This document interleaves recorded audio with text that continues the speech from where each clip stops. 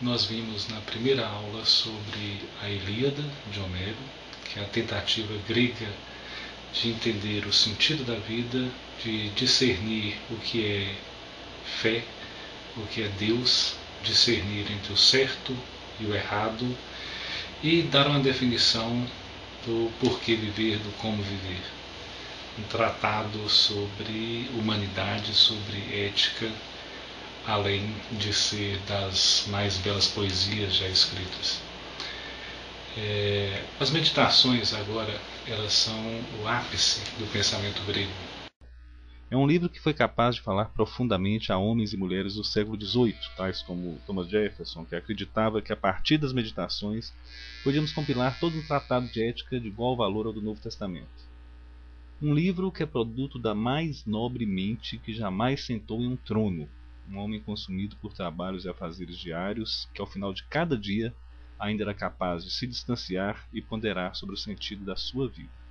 Assim pode ser uma fonte de meditação e inspiração para o mais ocupado dos executivos.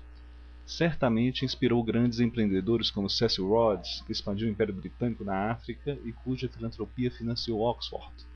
Influenciou britânicos como Matthew Arnold, um poeta que passou a maior parte da vida tentando reformar o sistema educacional inglês. E tem sido sempre um chamado ao dever, o cumprimento de um dever. Vamos falar agora um pouco sobre esse Império Romano que o Marco Aurélio foi chamado a governar. Bom, ler agora um trecho do Edward Gibbon, do Declínio e Queda do Império Romano, que é o maior livro já escrito sobre a história de Roma, além de ser um dos melhores livros em prosa no inglês.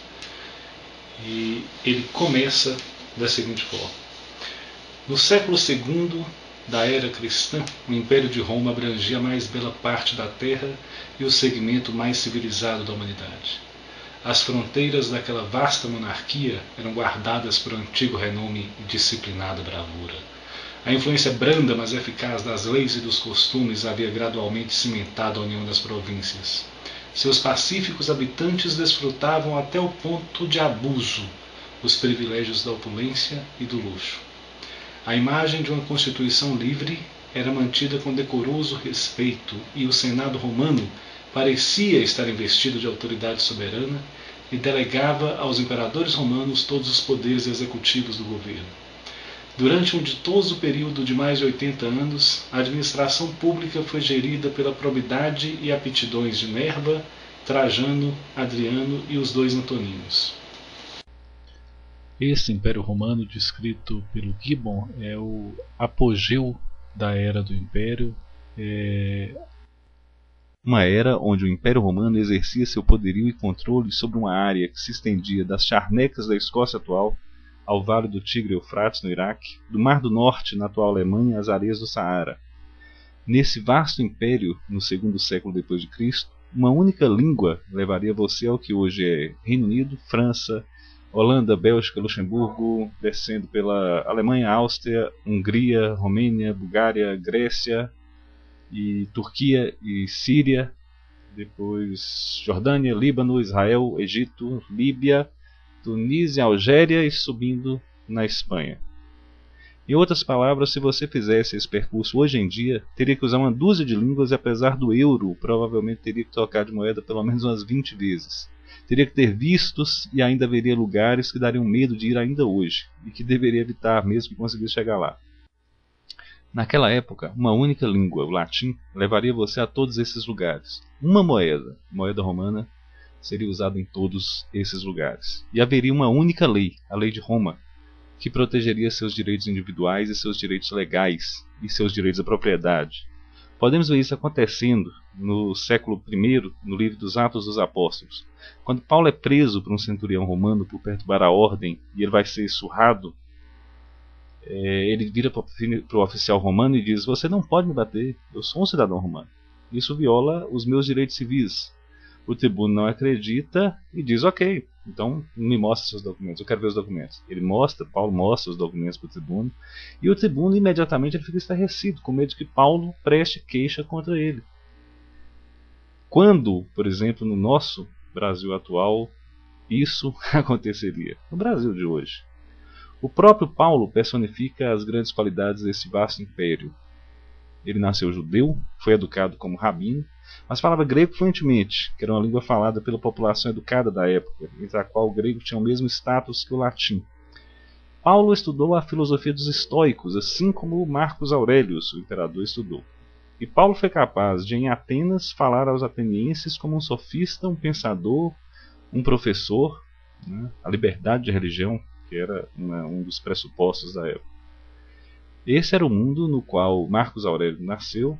Seu pai morreu muito jovem. Marcos foi adotado por seu tio e guardião, o imperador Antoninus, que por sua vez havia sido adotado pelo um dos maiores imperadores romanos, na minha opinião, que é o Adriano.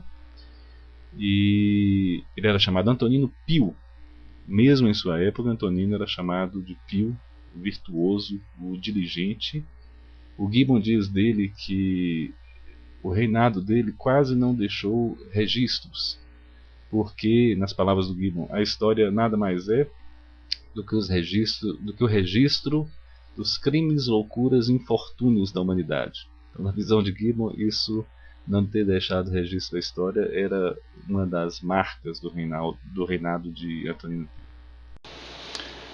Bom, então esse é o homem, esse é Marcos Aurelius, Marco Aurélio, para nós, o imperador romano que foi a personificação do sonho de Platão do rei filósofo. Foi provavelmente o maior homem que já sentou em um trono. Dele o Gibbon diz uma coisa que é fantástica dele e do Antonino Pio, que o reinado conjunto dos dois foi provavelmente o único período da história da humanidade onde a felicidade de um grande povo foi o único objetivo do governo. Marco Aurélio se considerava um funcionário público, uma pessoa com um dever e um herdeiro direto de Sócrates. Sócrates era o modelo do Marco Aurélio. O filósofo, a pessoa que busca a sabedoria. Ele é então um filósofo que ao mesmo tempo é imperador do maior império, da maior superpotência que já existiu, e ele se senta diariamente, ele volta e pensa sobre o seu dever com o mundo, em como ser, em como agir no mundo em busca da sabedoria e em busca da verdade. Então, a obra, na segunda parte, as meditações de Marco Aurélio, o pensamento de Marco Aurélio.